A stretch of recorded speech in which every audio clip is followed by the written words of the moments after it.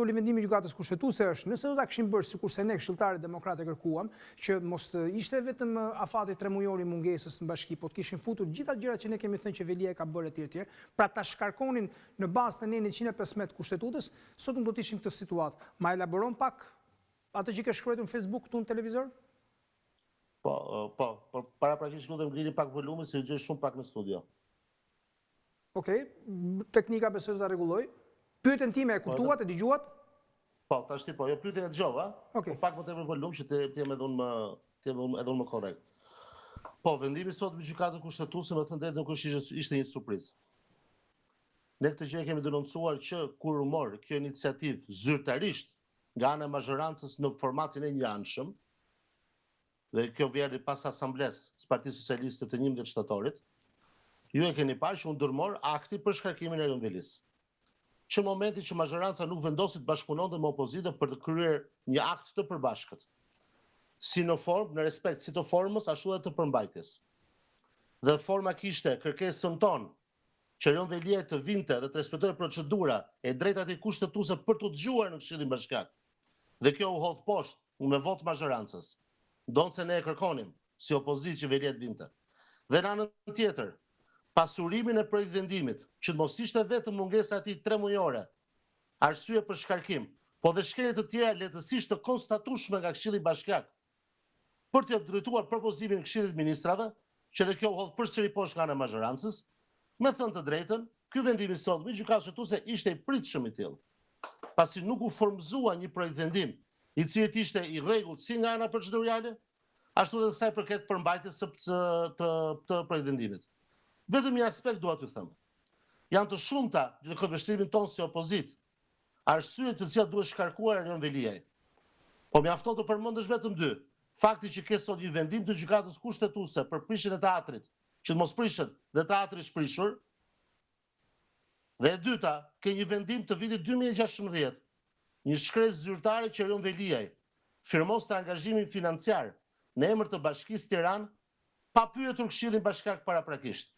Dhe pse e them të gjë, sekretari i Bashkisë, bazuar në ligjin për vetë qeverisë vendore, edhe ndihmën ekonomike nuk e jep dot vetë, ndaj familjen Roj, po do ta kalojë për miratim në Këshillin Bashkiak. Sa minuta mendoni ju se i duhet Këshillit Bashkiak për të konstatuar që autoriteti ligjor i kryetarit të Bashkisë ka marrë kompetencat e një autoriteti tjetër ligjor që është Këshilli Bashkiak, në rast konkret me firmosjen e kësaj shkrese? Çështje minutash, sekondash, minutash. Çfarë thot Kushtetuta e Republikës së Shqipërisë? E thot shumë qartë. Pushtetet janë të ndara nga njëra tjetra, bashkëveprojnë me njëra tjetrën, bashkëpunojnë me njëra tjetrën, po kurse nuk mund të marrë kompetencët e njëra tjetrës. Dhe kjo është e shkruar në Kushtetutë. Në momentin që kemi konstatimin e faktit që kryetari i Bashkisë në 2016 mori kompetencat e Këshillit Bashkiak, që janë 2 autoritete të ndryshme nga njëra tjetra, prandaj dhe zgjidhen me votë, me kutim vete, me fletë votimin vete gjatë ditës votimit. Vetëm kaq do mjaftonte për ta pasuruar pretendimin e Këshillit Bashkiak me këtë shkelje, po edhe me shkelje të tjera në këtë vështrimin tonë, për të çuar një projekt vendim në Këshillin e Ministrave që nuk do ishte i cënueshëm nga ana e përmbajtjes. Çfarë tha sot gjykata kushtetuese? Teliti, e di pse nuk e bën, sepse sinqerisht i kishin besuar këshilltarëve të tyre, pra që i kishin këshilluar, që i kishin thënë kjo që do të shkojë, ata do të detyrojë pra mbrojtësit e Zotit Velia të shkojnë në gjykatë administrative. Dhe unë njoh pjesën e mirë këtë. E prisnin këtë gjë, i kishin dërguar sinjale avokatëve të Zotit Veliaj që kjo është një çështje për gjykatë administrative dhe madje ka jurist, emrat të cilëve sigurisht nuk do të t'i them, as ty as të publikut, që mendonin që sulmet që zoti Rama, kryeministër, i bëri një muaj e ca përpara disa masave të sigurisë të dhëna nga gjykatat administrative ishte... Në fakt nuk të gjej fare mirë, të gjej me shkëputje. Kërkoj ndjes. Më dëgjon më mirë? Okej, më dëgjon apo jo? Teliti? Të gjej shumë keq, të gjej me shumë zhurmë. Teliti, mbaro argumentin tënd edhe pastaj më shiko nga televizori. Ndjes, mbaro argumentin tënd dhe ta mbyllim se kemi këtë problem. Pra argumenti ynë është ky. Dhe qëndrimi ynë ka qenë ky.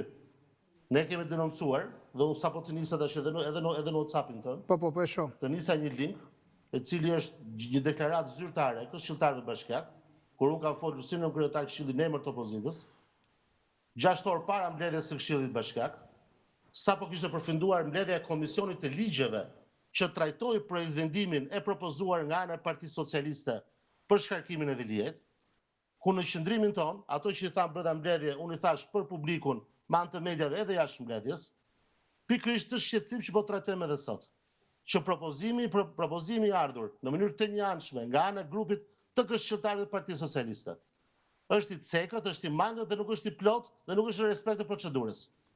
E para i duhet siguruar qytetarit e Erion Veliaj, ardhja e tij në mbledhjet e Këshillës që drejta e tij kushtetuese dhe gjykata kushtetuese sot ta shkruajti në projektvendim të vetin në justifikimin e vendimit që fakti që Veliaj nuk është dëgjuar në Këshill nuk është dëgjuar në Këshillin Bashkiak për bashkëngjerje të drejtës së kushtetuese.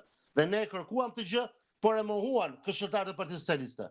Dhe e dyta, të pasuroj me shkeljet reale, jo thjesht mungesën tremujore, sepse ajo ishte e interpretueshme dhe ka qenë vakum ligjor i konstatuar nga gjithë juristët. Nuk ka nevojë as për juristë mirë, edhe ai vitit parë të fakultetit juridik në semestrin parë, arrit ta kuptojë që afati tremujor, pa dhënë arsyetime me dashje, pa dashje, me vullnet apo pa vullnet, ishte diçka e cila mbetej në një interpretim të hapur. Dhe në anën tjetër, përsëris edhe një herë, pse u hodhën këto poshtë nga ana e mazhorancës socialiste? Mendoni ju që nuk kanë ekspertë zot, juristë zot, i njoh një pjesë mirë për tyre. Teliti, më dëgjon? Shumë të zotë, ku vjen puna. Teliti, tek hartimi Dori, dhe të justifikimit Dori, një projektendimi të tillë. Por në a më dëgjon Dori mua? Ka qenë e qëllimshme pikërisht lënia një hapësire të tillë, që në të ardhmen ndoshta ata, varet si lëvizjen e ekuacionit politike brenda dhe përbrenda Partisë Socialiste, gjithsesi t'ia lëmë një gjysmë dritare hapur Veliajt, që edhe kur ta shkarkojnë, nëse do arrit ta shkarkonim, gjë që nuk u verifikua me këtë procedurë, por edhe po të shkarkohen nga gjykata kushtetuese, do shkonte më pas në Strasburg, Dori, Teliti, Teliti të falenderoj, më të falenderoj, e mbyllim lidhje me Telitin, se nuk e vazhdojmë shumë, më thonë që problemin e kanë kufjet e tua që nuk na dëgjon. E mbyllim lidhje me Telitin dhe pyetjet që kisha për t'ia bërë, po ja bëj publike në formë pyetje retorike pa përgjigje. E para është sa marr vesh të Partinë Demokratike, a e deshën Veliaj në kryetar bashkie apo nuk e deshën Veliaj në kryetar bashkie? Se këtë s'po e kuptoj dot kështu se si po shkohet ky, se si po bëhet ky diskutim. E para, e dyta, çfarë ndodh me Veliajn dhe si do të qeveriset tani Tirana?